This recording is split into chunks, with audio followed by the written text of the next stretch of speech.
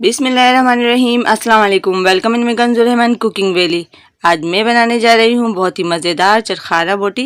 और बकरा ईद जैसे ख़ास मौके पर तो मेहमानों के लिए और घर वालों के लिए ये लाजमी बनाएं। बहुत ही आसान है और बहुत यमी है। तो फिर चलें हम इसे बनाना शुरू करते हैं। सबसे पहले मैंने लिया है यहाँ एक कुकर और अब मैं इसमें शामिल कर रही हूँ हाफ kg बीफ की बोटियाँ। और ये मैंने क्यूब्स की शक्ल में बोटियाँ बनवा ली हैं। अब इन्हें कुकर में डाल देते हैं। और इसके साथ ही मैं इसमें शामिल कर रही हूँ एक तेज़पत्ता, एक बड़ी इलायची और हाफ टी स्पून नमक।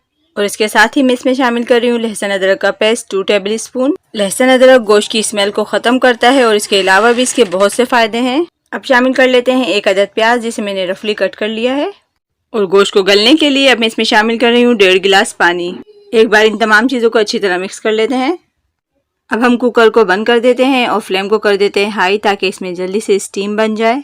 और जैसे ही इसमें अच्छी सी स्टीम बन जाएगी तो हम फ्लेम को लो कर देंगे और लो फ्लेम पे इसे 25 से 30 मिनट के लिए पकने देंगे ताकि गोश्त अच्छा सा टेंडर हो जाए।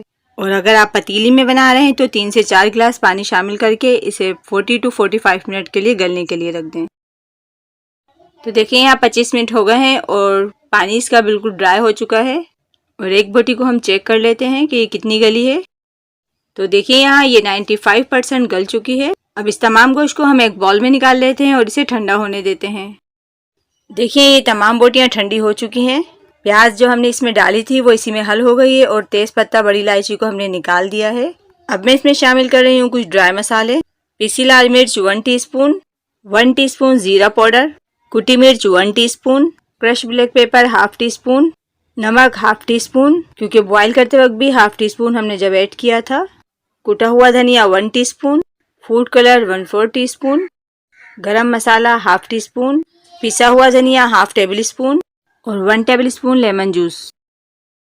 अब मैं इसमें लास्ट में शामिल कर रही हूँ 4 टेबल स्पून कॉर्नफ्लावर क्योंकि ये एक अच्छा बाइंडिंग एजेंट है। इसमें हम बेसन का इस्तेमाल नहीं करेंगे क्योंकि बेसन की एक अलग खुशबू है। अब इन तमाम मसालों को बहुत अच्छी तरह हम हल्के हाथ से मिक्स कर लेंगे ताकि तमाम मसाला बोटियों के ऊपर अच्छी तरह से लग जाए।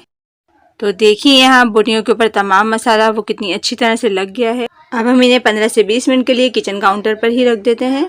इसके बाद हम इन्हें डीप फ्राई कर लेंगे। तो देखिए यहाँ 20 मिनट हो गए हैं। अब हम कढ़ाई के अंदर ऑयल शामिल कर लेते हैं। ऑयल को अच्छे से गर्म होने देते हैं।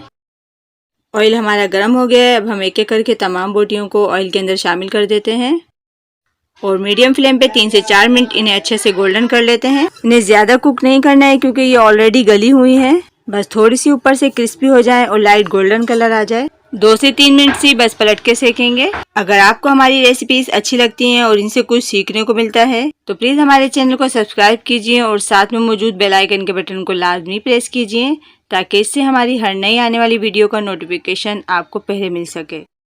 तो देखिए यहाँ बोटियों के ऊपर कितना अच्छा सा कलर आ गया है। अब हम इन्हें निकाल लेते हैं और गर्मा गर्म ही डिश आउट कर लेते हैं। तो देखिए यहाँ कितनी मज़ेदार चरखारा बोटी तैयार है। आप इन्हें डिनर के अलावा टी टाइम में भी बना सकते हैं और ये बहुत ही मज़े की लगेंगी। अगर आपको चटपटे के साथ थोड़ा खट्टा भी पसंद है तो इस पे एक नींबू निचोड़ लें। एक बोटी मैं आपको तोड़कर दिखाती हूँ। तो देखिए ये बाहर से कितनी क्रिस्पी और अंदर से कितनी सॉफ्ट और जूसी है और बहुत ही ज़बरदस्त बनी है। आप इन्हें एक बार ज़रूर ट्राई कीजिएगा और मेरी ये रेसिपी आपको पसंद आए तो प्लीज़ इसे लाइक कीजिए, शेयर कीजिए। अपना और अपने प्यारों का बहुत ज़्यादा ख्याल रखिए। इंशाल्लाह मिलते हैं नेक्स्ट रेसिपी के साथ। अल्लाह हाफिज़।